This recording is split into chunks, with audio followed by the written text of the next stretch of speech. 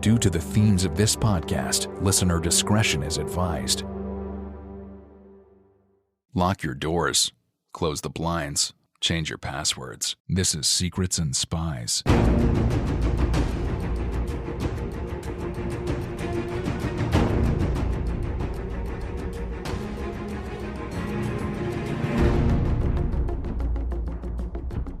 Secrets and Spies is a podcast that dives into the world of espionage, terrorism, geopolitics, and intrigue. This podcast is produced and hosted by Chris Carr. On today's special podcast, I am joined by author and literary agent Andrew Lownie, and we discuss his book Stalin's Englishman, The Lives of Guy Burgess. Guy Burgess was famously a member of the Cambridge 5 spy ring, which was a Cold War spy ring in which British students were recruited by the Russian intelligence services, and those students would rise up through the ranks of British intelligence. Guy Burgess, in many ways, arguably might have been one of the most effective members of the Cambridge 5. That's what this interview sort of reveals. So today's episode is actually a very interesting interview. I really enjoyed this interview. And this interview is actually from my archives. It was recorded back in May 2016, and the reason why it's been sitting in my archives, it was actually recorded for a different podcast which I used to be a part of, and that podcast sadly no longer exists. And so I felt it was a shame that this interview was sort of just sitting in this archive gathering dust, so to speak. So I reached out to Andrew just to ask if he would be happy for me to re-air it, because Andrew actually is going to be coming on the podcast later this year to discuss his book The Traitor King. And until then, I felt that this would actually be quite a nice episode to stick out during our summer break. And so that's why I'm re-airing this interview today. And on that note, the podcast will be returning on the 9th of September. We will have a brand new Espresso Martini and an extra shot for Patreon subscribers. I just want to say a huge thank you to our listeners over this last year, and our new Patreon subscribers and our existing Patreon subscribers. Your support helps keep this show going. We're now entering our 8th season, which is pretty amazing. So the podcast is 7 years old now. I had no idea when I started this podcast 7 years ago that it would keep going like this, but my plan is to keep this podcast going for the foreseeable future. I'm really enjoying doing it, really enjoying working with Matt, and looking at the numbers, it sounds like you listeners out there are enjoying our content too, which is fantastic. So we're going to keep producing episodes, and if you wish to support the podcast, you can go to patreon.com/secrets and spies. You can select the level that works for you, and you either get a set of free Secrets and Spies coasters or a Secrets and Spies cup, and you'll get access to our special Patreon exclusive show Extra Shot that comes out twice a month. So without further ado, let's get going. I hope you're enjoying your summer. I'm certainly enjoying mine, and I look forward to coming back in September. So until then, I hope you enjoy this episode. Take care. The opinions expressed by guests on Secrets and Spies do not necessarily represent those of the producers and sponsors of this podcast.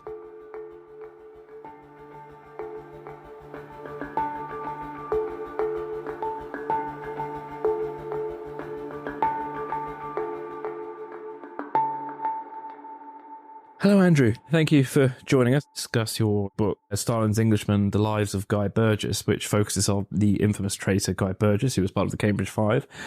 Our meeting today is rather timely, as we've just passed a key date in Burgess's life, which was the 25th of May. Did you do anything to mark the occasion? Well, by chance, I happened to be speaking at the Charleston Literary Festival, and literally at the time, about 8 o'clock, that they would have been possibly passing the end of the road on their journey from Tatsfield through to Southampton. It was very exciting to think, that what had been going on 65 years ago. Yeah, that's brilliant. So you've now got a new edition of the book out, which is paperback and an ebook, if I'm right. Is there any kind of key new information that's come to light? Well, I think there's several things. It's really detailed, but the interesting thing is, in my original hardback, I said that the official story that they were only discovered on the Monday after they left didn't ring true, because I had evidence from an MI5 officer saying that they'd been clocked on the Friday night and reported back to MI5 headquarters.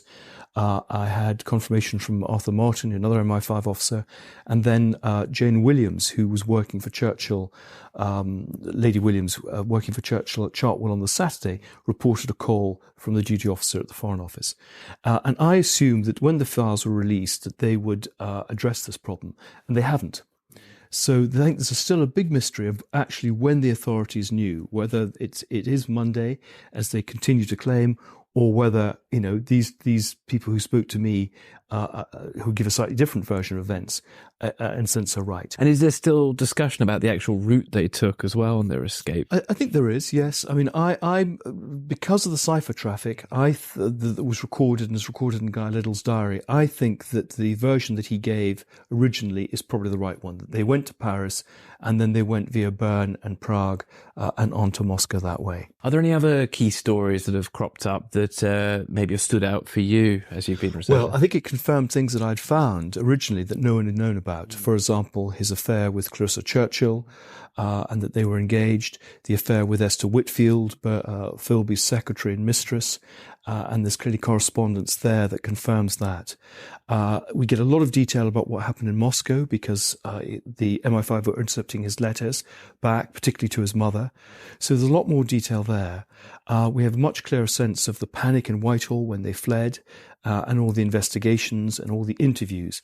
Though interestingly, quite a lot of people who were interviewed, like Lord Rothschild, his wife, and others, those interviews have not been released. And I think what was disappointing was that about 20% of the material that was released was redacted or retained.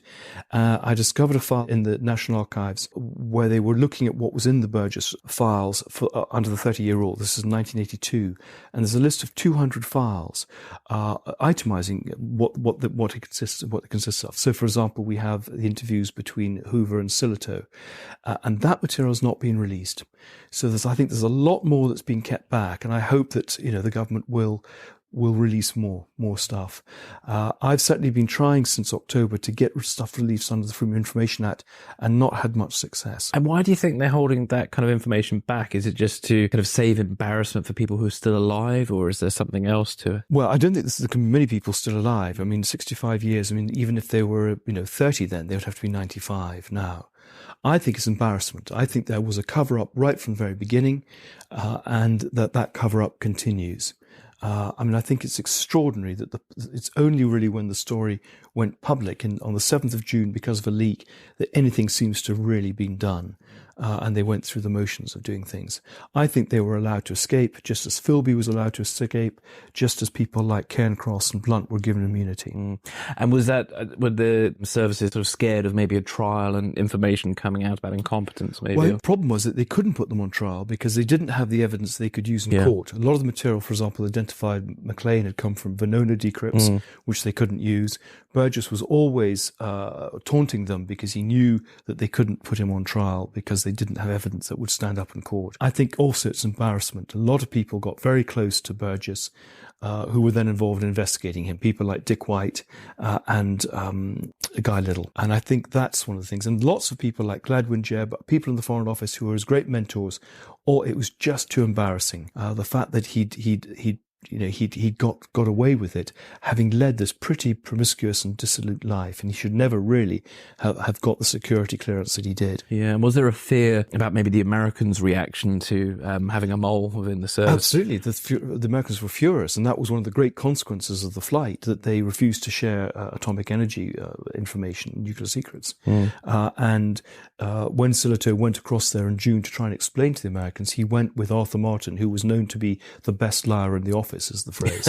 And I think what happened was that, the FBI weren't talking to the CIA, who weren't talking to the State Department. No one was pulling information. Everyone was trying to sort of cover themselves. And that was true here. MI5 and MI6 and the Foreign Office, again, were not sharing information. They all just wanted this problem to go away.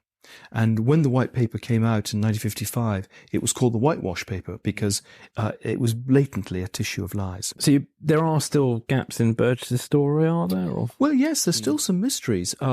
Again, the official story is that he was recruited into British intelligence in 1937, with there references in the files to him working pre that period for Grand and Section D. There are reports in the papers of him going to meetings in Switzerland that we've not known about. The line is that he never served in the Information Research Department, and yet I've got interviews with people who say they worked alongside him. So I think there's still some real gaps that we need to fill. Exactly what he was doing, both immediately before the war, and in that period in the late 40s. And when we spoke to you last, you were sort of having battles with the official archivists. I'm assuming. Is that relationship still kind of tricky? Yes, I mean they banned me. I mean the knowledge management department at the Foreign Office have banned me from putting more than one request every 3 months. Wow! I've reported them to my MP, who's written to the Minister David Lidington. I've got 2 cases against the Information Commissioner, which is so this is what's called the first tier tribunal, which goes to court on 29th of June. So yeah, they don't like me there. And one of the things I've discovered, and I'm hounding them on, is that the revelation that they just routinely destroy papers, and no public record is ever kept. I mean, they keep a record, but they do not make available all the papers they destroyed, because I'm hearing from a lot of people that actually, rather than put stuff into the National Archives, or retain it, they just destroy it. Gosh. And is it, I suppose there's a whole list of potential reasons why they do that, but that's mad. Is it like that? It's quite a different situation in America, am I right in thinking? Americans are better, absolutely. They're much more, they provide lists of destroyed documents. They're much more open. I mean, the problem I found with America is that they have to always ask permission from, if it relates to British matters, they have to ask the British. And therefore quite a lot of stuff is kept back. Because I'm very interested in a man called Wilfred Mann, who I named in the hardback as a Russian spy. This is the man named by Andrew Boyle in A Climate of Treason, who's recruited in the 1930s and then turned and played back.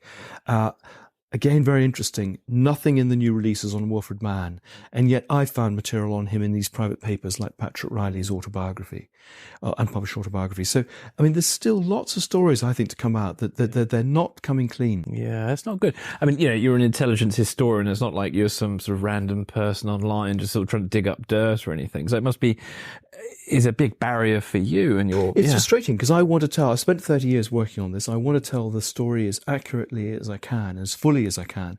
And if you don't have all the papers, then you can't tell the story fully. And I think one of the reasons that we've had so many maverick characters writing rubbish history is because the documents haven't been there to back anything up, so they can say anything they want. Yeah, and they can just sort of fill in the gaps of their imagination. Exactly. And I think that's what's happened. People put 2 and 2 together and got, 7. Yeah, gosh, no, it's not good. The Russian archives, I'm sure, have a wealth of information that, be great. They do. And I mean, we thank goodness in the 1980s, some of the archives were opened and they did these deals with American publishers and released a lot of stuff. Because that's the only hard evidence really that we have of what was taken and the whole recruitment and all that.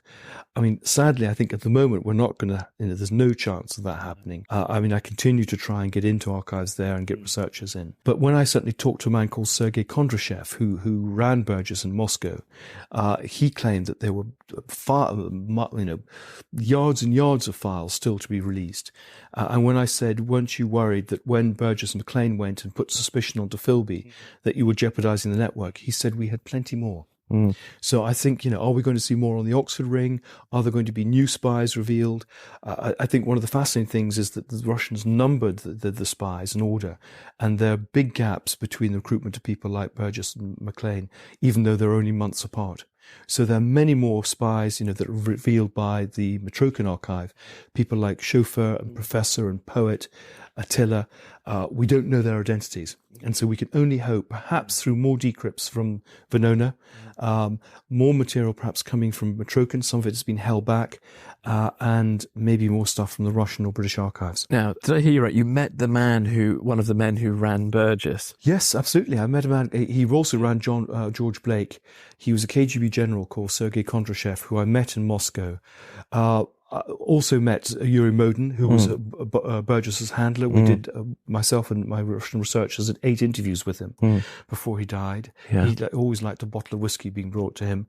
And he was very interesting. And they were both great admirers of Burgess. And this was where I learnt that they regarded Burgess as the most important of the Cambridge group, which was a revelation, I think, to me, and I think surprised people when the book came out. Yeah. Because when I started the book, it wasn't to prove anything. It was really because nothing had been done up till then on him, really a proper biography. Yeah. And also, he was such a fascinating character because the range of people he knew, Lucian Freud, Frederick Ashton, Laurence Olivier, Michael Redgrave, George Orwell, Ian Forster, an amazing roll call. I mean, even the sort of people coming to see him in Moscow, included Jan Morris, Graham Greene, and Stephen Spender. Yeah, wow.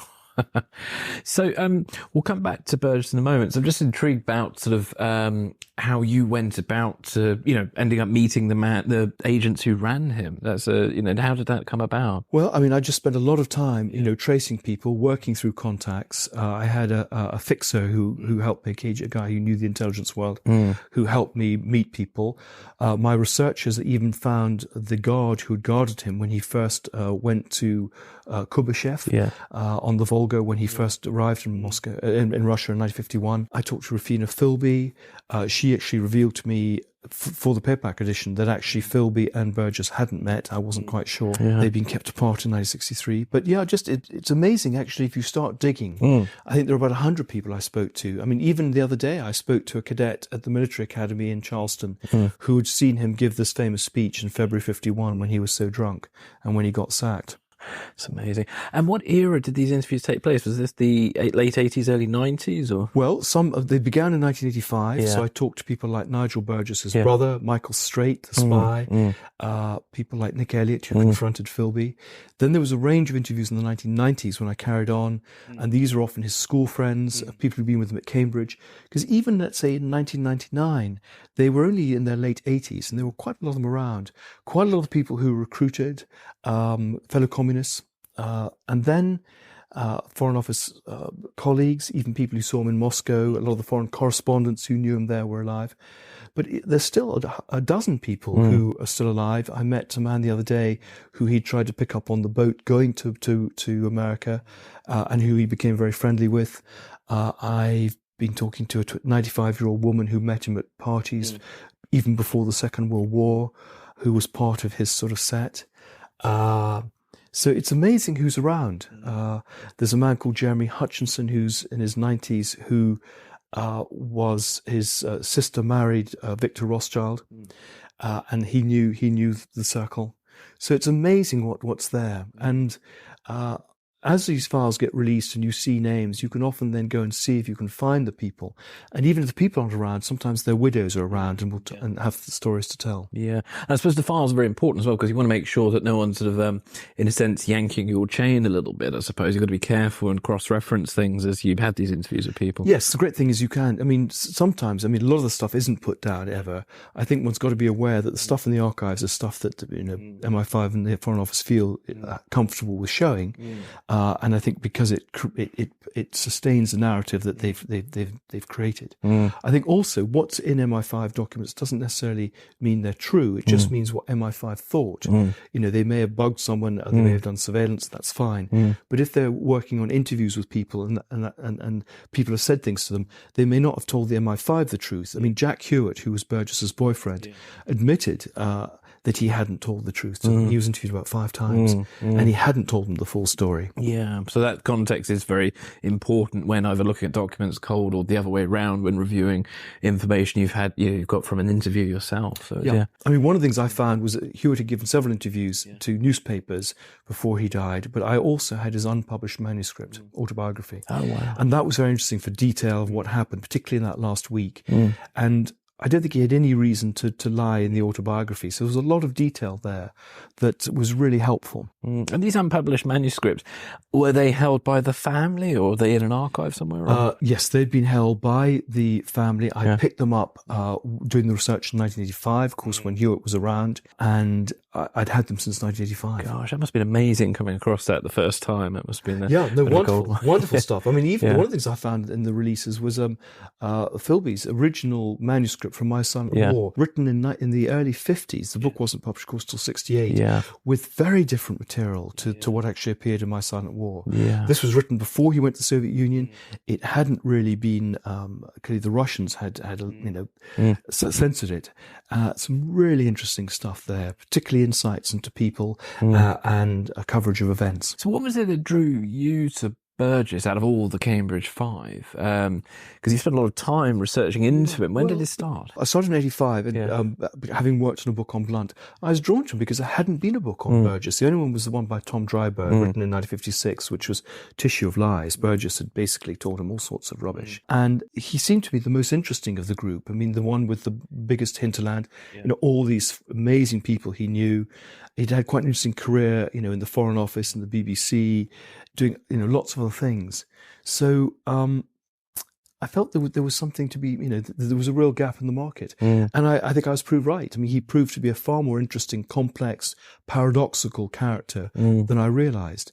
And one of the things we put on the hardback was a whole series of contradictory quotes by people on him.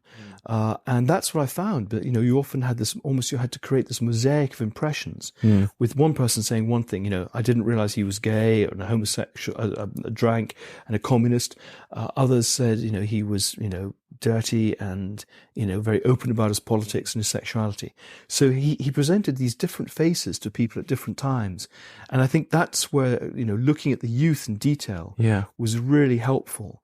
And I found a lot of stuff, records from school about him and how he became more politicized, what a conventional schoolboy he was, a corporal in the Eton OTC, how musical he'd been, how sporty he was. I mean, he was in the first 11 football, for example. So there was a completely different picture that was presented from really the picture we'd got from Andrew Boyle's book and one or two of the other books that basically just drew on the secondary literature and had done no primary research. And it was back in the 80s, because you were at Cambridge yourself.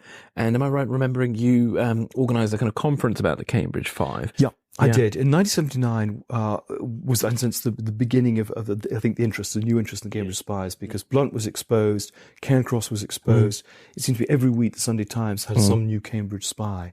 And I was at Cambridge at the beginning of the 80s and got very interested by this. In fact, Hugh Sykes-Davis, who was one of the apostles with Burgess and who was on the periphery of this whole thing, was still teaching at the time. So I did this big symposium at the Union, and we got amazing people. Robert Cecil, who did a book on Maclean, but had served with him in the Foreign Office, taken over from him as head of the American department. People like Chapman Pincher, Christopher Andrew. So all the experts, but often a lot of people who were sort of involved. And it was as a result of doing that sort of symposium that I was asked to research this book on Blunt. What a fantastic way into it. And I suppose walking through the corridors of Cambridge, it must, makes it quite personal for you, I suppose. Yeah, well, I mean, I was passing the staircases where they lived. He was a member of the Pitt Club, which was just around the corner from where I was. So you did feel their presence there. And the fact that there were people still around, like Hugh Sykes-Davis, who'd known them, well, made it pretty special. Yeah, no, that's amazing. So where does Burgess sort of sit in the history of the Cambridge Five?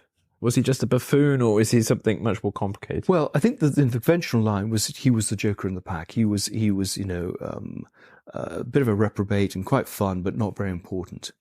But the message it came across, and this was from the Russians, so both, as I say, Kondrashev, Modin, but also even Anthony Blunt said this, that he was the most important. And he was the most important because he was the moral leader who kept them together.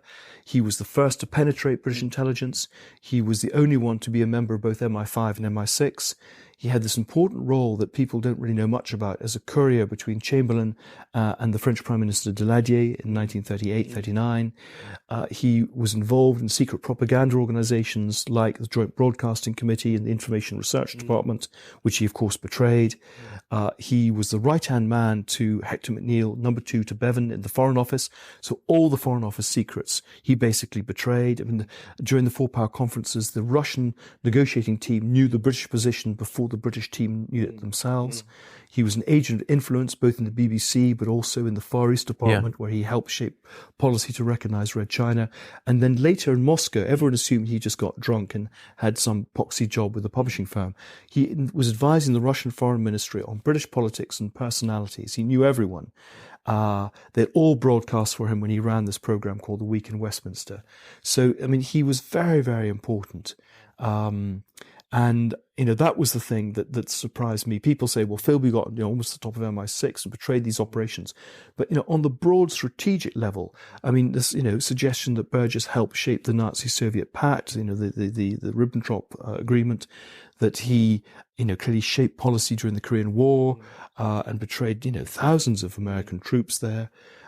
So I think, he's got more blood in his hands than Philby. Slightly more difficult to to work it out, to do a proper audit. Yeah. But I think in the big terms of the big picture, he was far more important than all of them. And also, if you think his career was only 16 years, 35 to 51, and then unless you count the years in Moscow to 63. But I mean, he was pretty much at the top all that way through. But there were times, McLean was doing nuclear secrets, but actually I've seen the reports. They look at these reports and they say, well, actually, I knew that stuff and it wasn't that important. It was political and it was quickly out of date. So I think McLean isn't as important as people think. No. Pencross had his moment at Bletchley. Yeah. Philby clearly had his moments in MI6, but none of them over a sustained period of time like Burgess. And was he in a sense a diehard communist, or was this a bit of a lark for him, an intellectual exercise? Well, a mixture. I think he was drawn to Marxism at Cambridge as a historian. He saw the future as these two power blocks between America and Russia. He felt that Russia was he thought America was hell-bent on war and Russia was the only way of saving the world for peace. And he did, he was very knowledgeable about Marxism. But I think also at the same time, clearly you could be a Marxist without becoming a spy. And the fact that he had led this covert life was because he enjoyed the thrill of being a spy, and also being a spy for both sides. And someone talked about him, Petit le bourgeoisie. He loved this sense of riding with the hares and the hounds and being on both sides at the same time. Yeah. As being as effective as he appears to be, he was a very self-destructive man from what I gather. Is there any insight you can give us about why he was so self-destructive? Well, I think he was always a heavy drinker. Yeah. I mean, he was a man who was quite neurotic. He always had trouble sleeping. He actually had a nervous breakdown at Cambridge and had to be carried out of his final year exams, so he never actually got a Cambridge degree. And I think clearly the pressure of being this double life, built up, particularly as he, discovered that the net was closing in, that they were code breaking, they were identifying spies that way, but also defectors were coming in and talking about a spy in the Foreign Office who had been at Eton. So all these things, I think, clearly were a huge pressure on him, and they were all drinking, but he was also taking drugs to go to sleep, taking drugs to wake up, it was a terrible cocktail. And he then had an accident in the late 40s where he was pushed down some stairs and had to go to hospital, had to go off to Ireland to recuperate. And he was never really the same after about 1948, 49. No. But it took its toll. I mean, he died at the age of 52, mainly from drink. And was there anything in his sort of early years that kind of, I don't know, as a pop psychologist, kind of explains maybe the path he took? Yes, I think there are lots of things. He had they all had in the Cambridge ring absent fathers. Philby's father was abroad. McLean and Blunt's father died when they were young. Burgess's father died when he was 13. He hardly knew him even until then because he was a naval officer and always away. He had a very close relationship with his mother. He tells the story of discovering his father dead on top of his mother, in the course of making love to her and having to separate the bodies, which is quite a sort of powerful experience at age 13. So, and you can see him becoming more radical at school under the influence of teachers there, feeling there was injustice in the world, feeling that the only way to stand up to fascism was communism. So you can trace it, and also the sense of increasingly becoming an outsider, of feeling that he didn't quite fit in. He has this famous line, if you don't belong, you betray. And I think he never really felt he belonged. At Eton, he was the son, he wasn't as smart as some of the other people, he was socially smart. He wanted to be in POP, which is a previous group, and he wasn't popular enough to be selected. So that all these resentments, I think, built up over a period of time. And the Russians caught him at a very vulnerable moment because he had been, his life had been predicated on an academic career, and he had just abandoned his PhD because he found someone else was doing the same subject. And he was looking for some purpose in his life. He was a rebel without a cause, and the Russians gave him that cause, and they became the father figure to him. I suppose that he got so deep as well. I mean, is there any indication that there may have been a point where he questioned his path? Or well, I think they all questioned it, and it was just too late. Yeah. Blunt tried to get out, and he claims he did get out after the Second World War. I'm not sure that's true, but he certainly was less active. And Burgess, the irony is that Burgess hadn't accompanied Maclean. He would never have been suspected. He probably would have been dismissed from the Foreign Office for the striving offence in Virginia in the 51.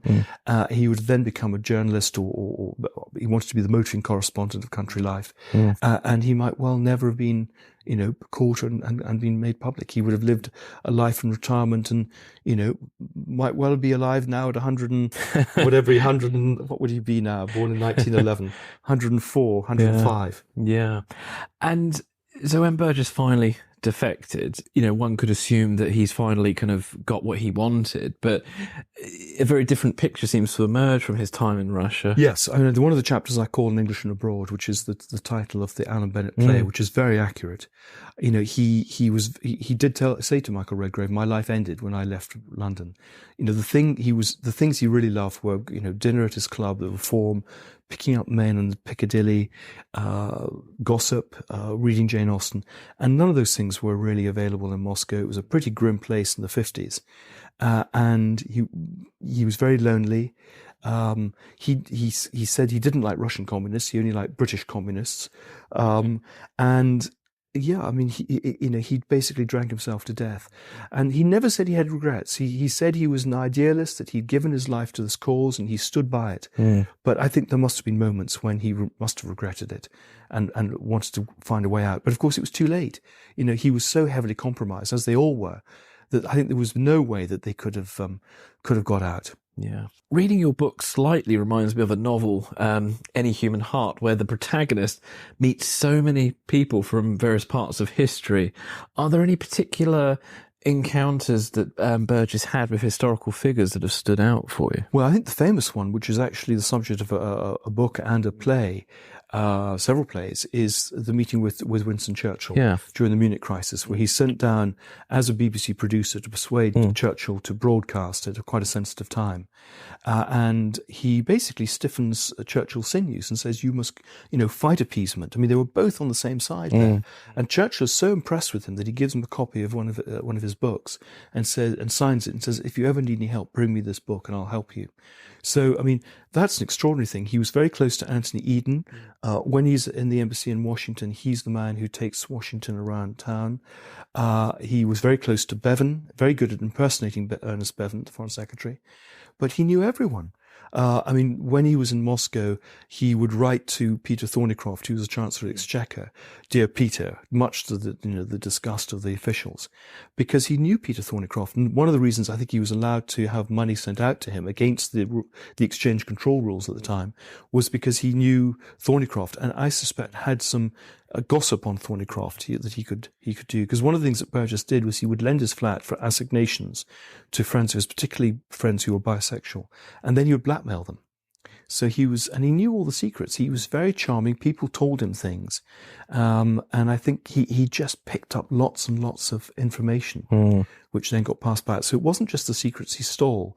And we know there are about 5,000 documents that he took out, but it's just the information he had about people. Because he was a very personable guy, wasn't he? Very much man about town. And very charming, very good company, highly intelligent, very amusing and witty, regarded as the most brilliant undergraduate of his generation. And the fact that he had these important people took him seriously, people like Maynard Keynes and others, George Orwell, suggests that, he wasn't this joke figure, that it suited people to present, I think. Yeah. One other thing that sort of struck me with reading the book was, talking a little earlier about his self-destructive behaviour. I was just amazed that Burgess didn't get caught out earlier, because there were quite a few warning signs, and in particular, his friend Guy Liddell, before his posting to Washington, warned him, "Don't be too aggressively communist." So it seems to be like within intelligence services in the Foreign Office, they seem to be sort of tolerating communists. Is that a kind of common thing? Or? Yeah, I think he was very lucky. I think he also had protectors, people like Hector McNeill and others, who was a Minister of State in the Foreign Office, was a great mentor for him. I think he was disciplined in 1949 for being indiscreet on holiday and giving away the names when he was drunk of intelligence officials, and the disciplinary panel votes 5-4 in his favour, so it could easily have gone the other way. But I think that, in some ways, the best cover is in plain sight. And he, to some people made no secret of his views. And one of the reasons that he was brought into the Foreign Office was his knowledge of communism and his contacts with communists. And he became an expert on communism. He would lecture on it at the summer school, Foreign Office summer school. So in some ways they were trying, that was one of his strengths. I think people also said that's Guy. They could never take him totally seriously. They couldn't believe that he would be a spy because there'd never been a spy like him before. I think, but you're right, people like Guy Liddell, who was deputy director of MI5 and who was very close to him, I think must have suspected something. I mean, I think they were either extremely naive or they chose to turn a blind eye.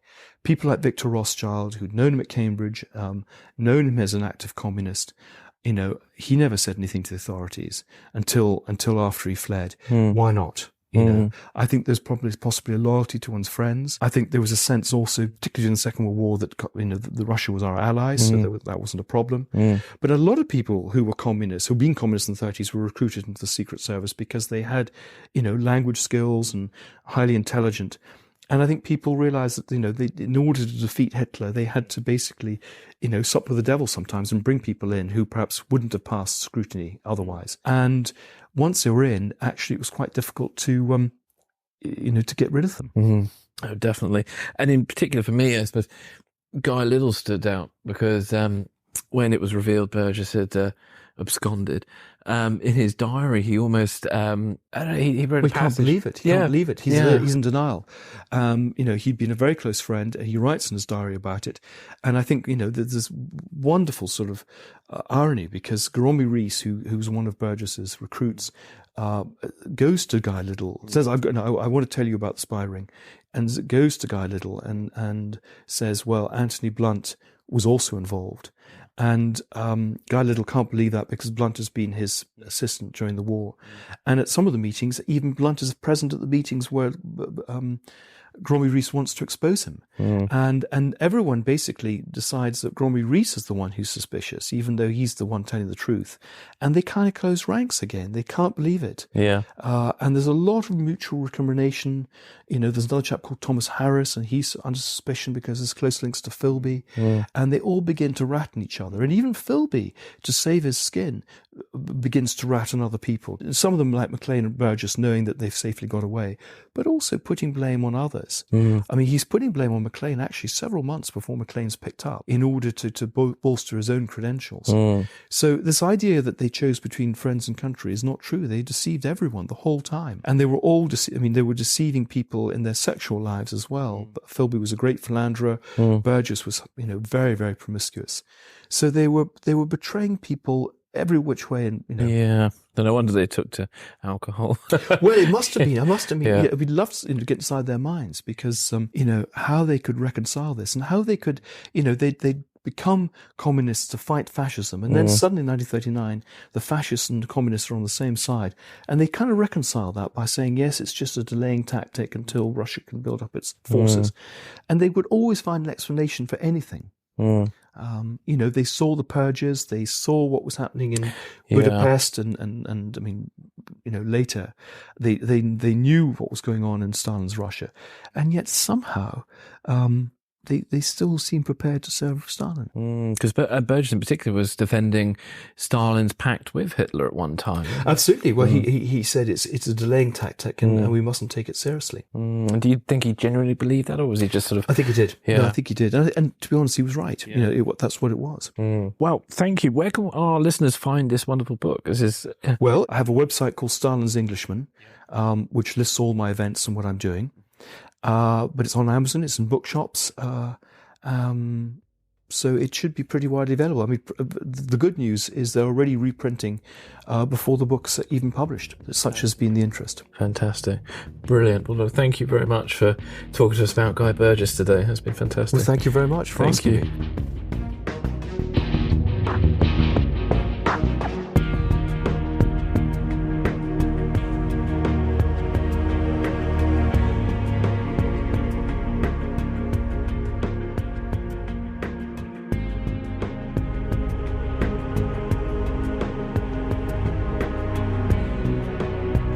Thanks for listening. This is Secrets and Spies.